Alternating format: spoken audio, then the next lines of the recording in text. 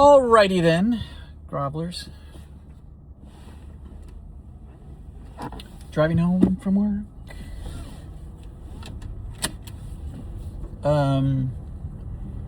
What should we talk about? Yeah, that video I posted to Legends Bar and Grill, RPM. Yeah, that, I wouldn't, that's probably, it's probably the fake swing first and the real swing afterwards.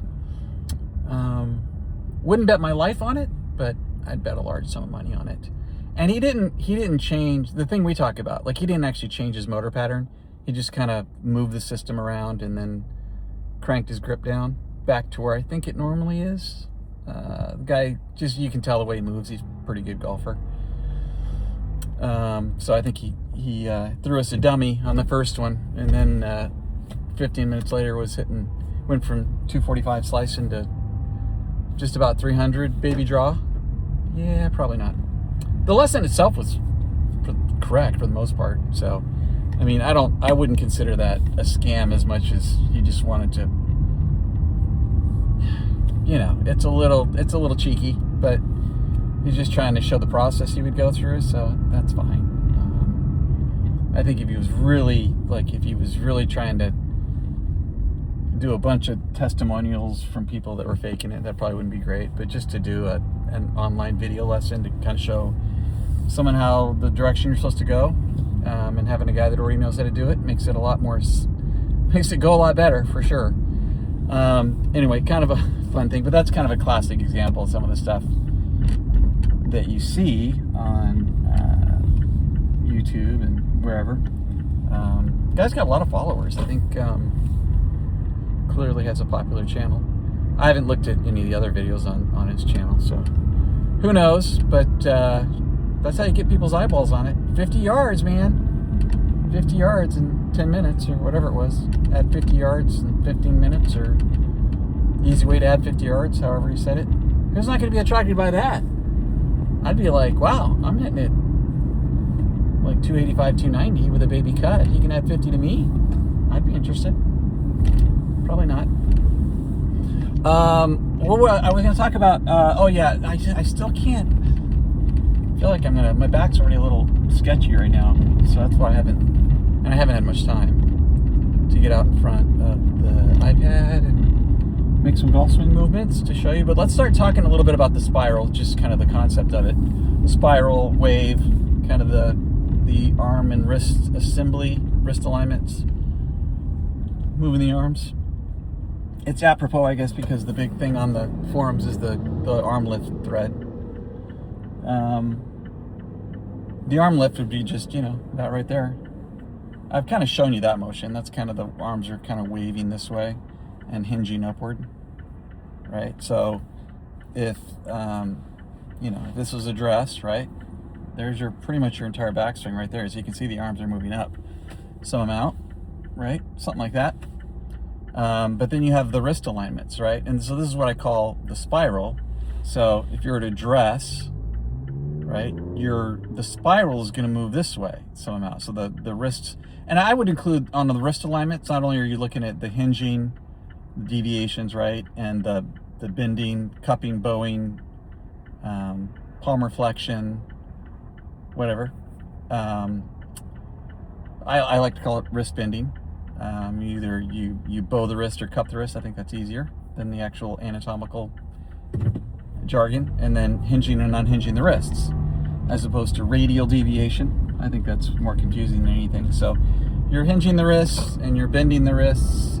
And I would include, so the forearms rotating. I would include that kind of with the wrist assembly stuff. Like, as long as the upper arms aren't rotating, if you're just doing something with the lower arms, I would include that as part of the wrist alignments, which is what I would call kind of the spiral, just because you're kind of doing like this with the wrist. You're hinging and bending and you're twisting, right? So you got some wrist twist, you got some hinging, you got some bending, right? And so that all makes up what I would call the spiral, because if you're sitting there and you took your address position and stood up, let's see if I can do this and not getting car accident. And you could make you could cover all the wrist alignments, the wrist movements and forearm movements that you would see in the golf swing. You could pretty much, because we're just isolating that, you could just do the whole thing right here, right? So, and essentially when you're doing that, when you're just looking at what the wrists are doing or the hands are doing in the swing, if you have a golf club in your hands, then the golf club looks like it does a big spiral, right? A big twirl, so to speak, with the head kind of moving around like that, right? So if I go to address and I go to the backswing, right, there's a little bit of movement this way, right? So that's kind of this part right here. So if we just isolate the wrists, that is the backswing spiral. So you can see the club would go this way and that way, right? So it's kind of like that. And the thing about the spiral on the backswing is you could start back moving into P2 and not do a lot with the hands. And then you can start hinging the wrists and start rotating the wrists, twisting the wrists, and then you can do various things with the bending of the wrists. But here's the rule about the spiral. You can do the spiral very late. Like you can get the spiral happening this way in the backswing very late, and it can be biomechanically sound. Late works, really late works, really, really late works. Early doesn't work super good, okay? In the same way that if the spiral is kind of this direction, right? So the club is gonna, it's gonna hinge up and pitch to my right, that way. That if I was gonna throw a ball, here's the ball throwing analogy again. I could go like this, right? I could almost reverse the other way.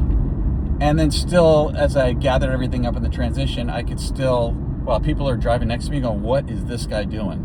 Right? They just see my arm moving around in the driver's seat.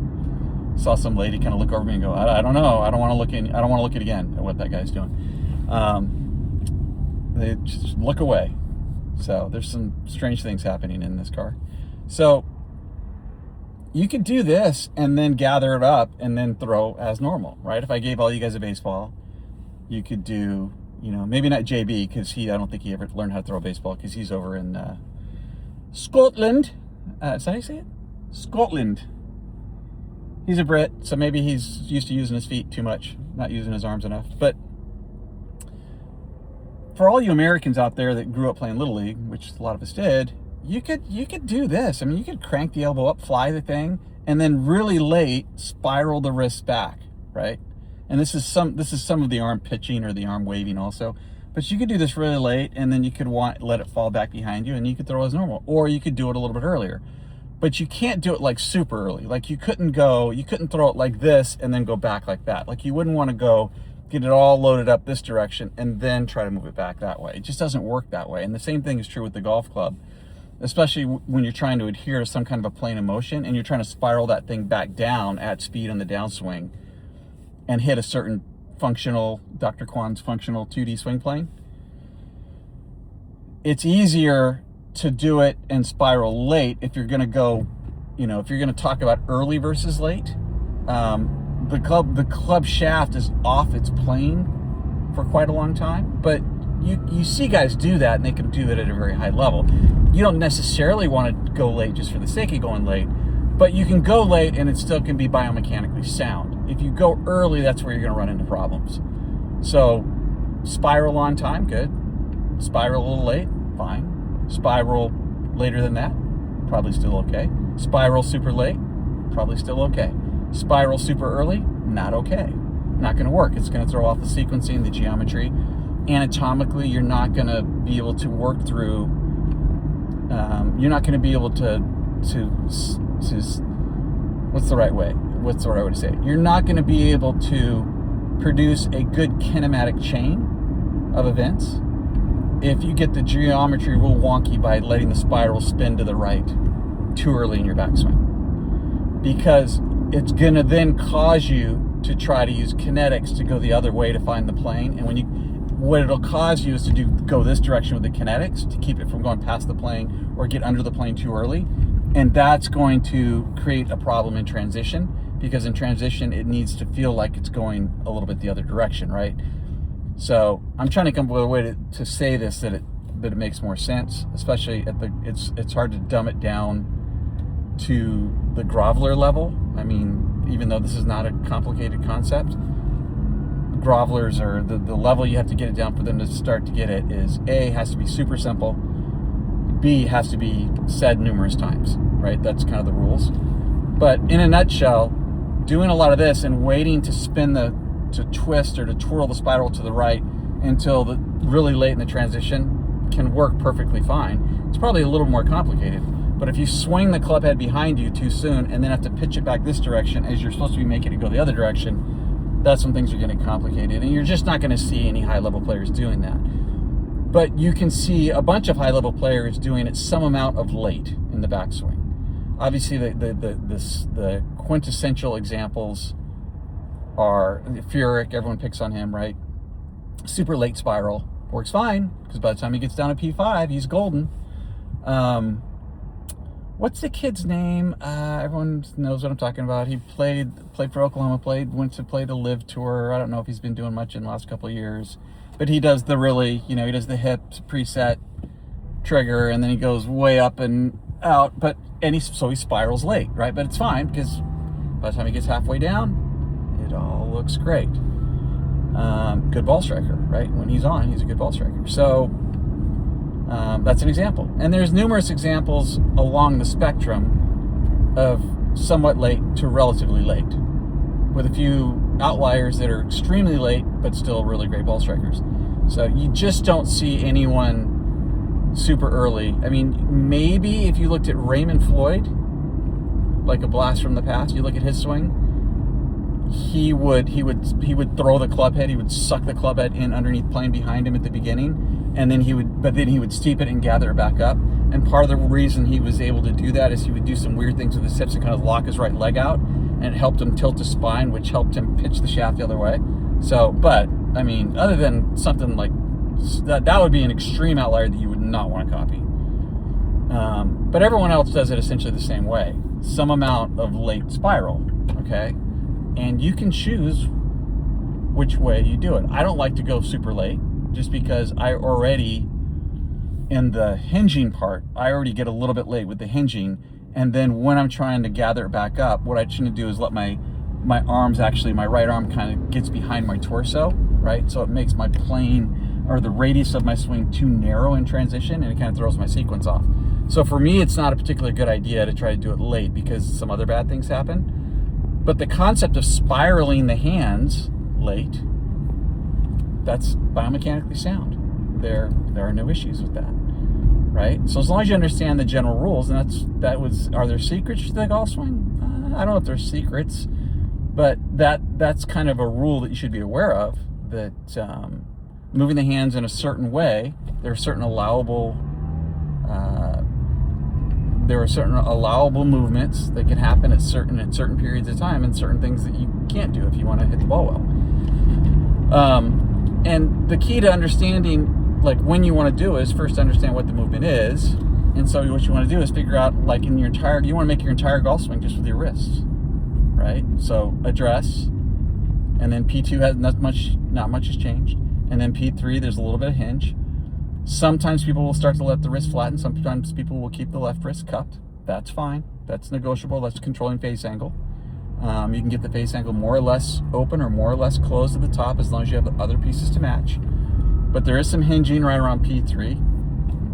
And then the club will continue to hinge, and the right elbow starts to bend a little bit more. And then the arms start to wave, but the hands are going here. So by the time you get to, that's the entire backswing. So without the arms, it just looks like this, right? That's it. That's the entire backswing right there. And then the downswing, right, coming down into P5 again. At P5, you're starting to push radially and push the club out. Push the club out radially against the radius of the swing along the plane, not out toward the ball yet. And then as you get into P6, the left wrist has flattened. Now, the left wrist, regardless of whether you kept it cupped at the top or whether you let it flatten at the top before you get to the top of the transition, the bending of the wrist, so the back of the right wrist bending and the back left wrist flattening, that usually either happens before someone gets to P4 and they start down, or when they make their transition and come down from P4 to P5, it is flattening, right? And it stays flat until P6, and then just a little bit after P6, the wrists are going to start to unbend or extend through impact, right? So even though it looks like a lot of guys' wrists are still relatively flat at impact, it is in the process of going into extension as far as the kinetics are concerned. The hinging part is that the club actually will increase radial deviation or hinging. The wrist will stay cocked and actually increase the wrist cock coming down into P5 typically, right? Just as you start down, right, that starts to load up even more, and then you start pushing that away and trying to get rid of it, and you've gotten rid of some of it by P6 and still trying to get rid of it, and you want to start to get rid of a decent amount of that wrist cock before the club starts rotating around and the shaft starts swinging around into the ball, right? And that's when the wrists are doing more bending than hinging. So wrists flatten in transition, start to come down, loads up a little bit more, moving into P5, start to push that angle out of the way, starting to get rid of the wrist hinging, and the wrist is still flat. And then through P6, from P6 on through impact all the way to P8, the wrist is going to start, we're not doing a lot of hinging at this point, we're starting to move more into extension. But you could sit there and go like this, right? And you could rehearse the entire golf swing, right? So this portion is the wrist as the spiral moves to the right. That can actually happen. You can wait to do that very late in the backswing, right? And obviously that would keep the shaft up like this. If you go late, shaft folds onto plane if you do it earlier, and the shaft, the club head stays outside of your hands longer if you decide to wait later in the backswing to do the spiral. So again, that was kind of a half-assed way to do it, sitting here and trying to drive in the car while I do it. I mean, it'd be much easier if I could just show you standing in front of the iPad, because then I could show you the wrists only, then the wrists with the arms, and then you take that entire assembly and then you start adding that to the pivot, right? And you start building the foundation of a good golf swing. You understand how all the pieces get taken apart and how they all get put back together. And the whole goal of this is not only to give you an idea of where you're trying to put everything at a certain point in the swing, but also the other thing is that even if it feels weird, like if you can look on video and say, hey, this is what it's supposed to do, and it feels weird now because it's not what I normally do. The thing about this thing, we're talking about how you guys are trying to change your motor pattern, and it's so unbelievably complicated and frustrating. Well, yeah, you probably have no chance, but if you're going to have any chance at all, you need to be able to look at the video, even 2D video, as limited as it can be, and determine whether you're actually doing the right thing, so that when you look at it and go, wow, it looks correct, even though it feels really awkward, you can go, well, it's awkward in a good way because I can see that I'm doing the right thing. And so it kind of keeps you working on the right stuff so that at some point it won't be awkward. But unless you have that blueprint, you can't do it. And the end goal would be, okay, when I actually move my arms and hands a certain way, and when I actually sequence that arm and hand, that hand and arm assembly into the pivot, I've rehearsed all the pieces individually enough to know what it feels like, such that my feel is now real. Because right now your feel is not real. Right now what you feel like you're doing might be somewhat correct, but the amplitude is way off, or it might be completely incorrect. And the idea is that you want to make both the amplitude and the position so that you're blindfolded and you go, what? If I go here, I know exactly where that club is and I know to what extent those movements have been made. And you open your eyes and you go, yep, that's exactly where I thought it was. Then, even if it feels awkward, you can go, I can identify those things, and then that's your path to making it feel less awkward. That's your path to going out and playing golf and not thinking about it, and it happening automatically, which means your motor pattern is starting to set in. So that's it. That's how it is. So that's kind of the idea, to start thinking about how to put these pieces that are out closer to the outside of the circle with the arms and the hands. And because I haven't talked that much about all the wrist alignments in the arms as much as I have the pivot, just because the pivot is kind of a foundational thing. But it is true that you need to know what the hands are doing so that you can go, okay, I know the spiral, I know the wave, where does it need to be at impact, arrange my pivot around that. That's my impact location, make a micro swing with that new impact location. Now I can go backwards and reverse engineer where my transition needs to be, relationship between the arm swing and the pivot. That's the most important thing. That's the most critical part of the motor pattern, happening at transition. Now I can do that because I know how to get to the ball the right way. Then it all starts to come together. It has to happen exactly like that. Exactly like I just said it. And if you can't do that, congratulations. You're still a groveler. Grovel on, gentlemen.